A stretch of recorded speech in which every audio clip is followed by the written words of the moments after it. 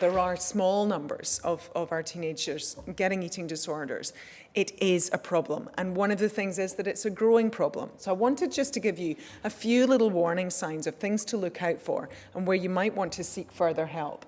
Things like significant weight loss and that intense fear of gaining weight. You'll often see these kids are the ones who push all their food around the plate, feed it to the dog under the table, and actually they'll probably have an intense interest in getting into the kitchen and helping you cook, but they won't actually sit down at the table and eat the food that they've prepared. Social withdrawal, inability to concentrate, feeling cold even when it's a warm day. They'll be putting a jumper on or they'll be cold in bed.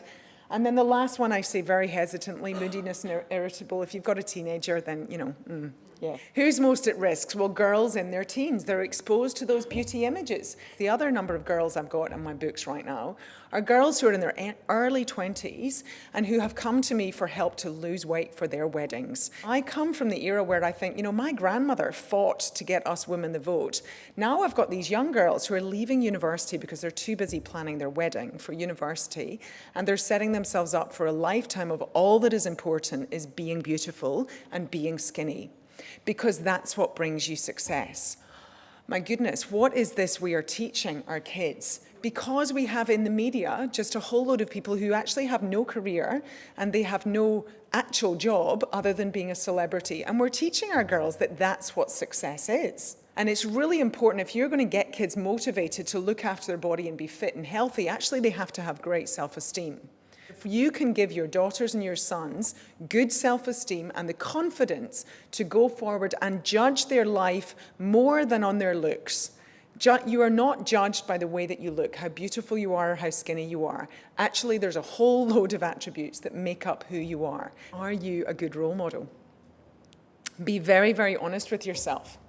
The number of times that I see parents coming to me and going, well, how do I they won't eat their vegetables, and I go, well, what was dinner last night? I've got so many people who tell me, yep, mum cooks one meal for her, one meal for dad, separate meal for the kids. Can we please go back to just dinner being dinner? Why have we got this obsession with there being kids' food?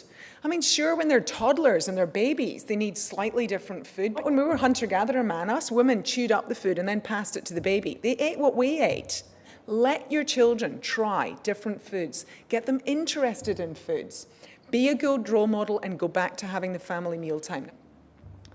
Teach them about nutrition and make it relevant to their age, okay? My 4-year-old can sit at the table and I'll say, why are we eating red meat? What does red meat do for you? Oh, red meat's good for my muscles and it gives me my iron and that carries oxygen around my body. I do recognize it can be hell shopping with your kids. So here's my suggestion. Maybe not the supermarket, but go to one of those nice grocery places and take them around there and use it as a bit of a lesson. When you've got time and you can enjoy it, teach them about what's this food and give them an element of choice.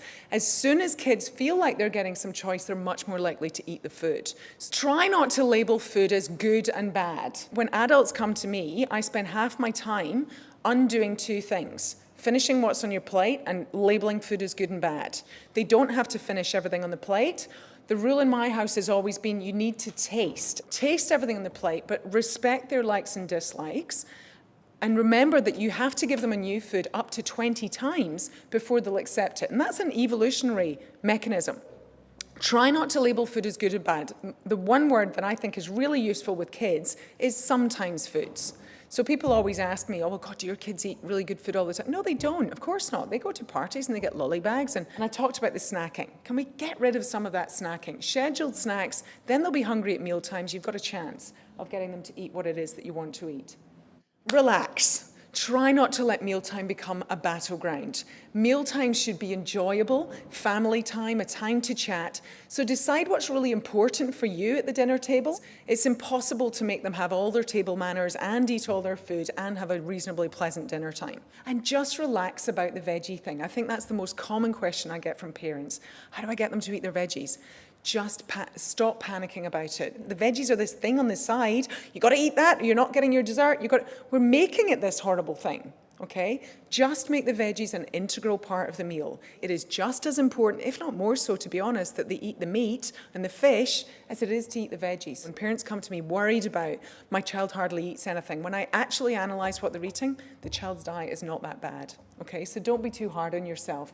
Remember that the ultimate umbrella of what you're trying to achieve is get your children interested in eating, get them interested in food in a healthy way, let them understand and eating a variety of different foods. But there is so much information on the internet to help you and give you information, give you recipes and meal ideas for using with your kids. Thank you very much.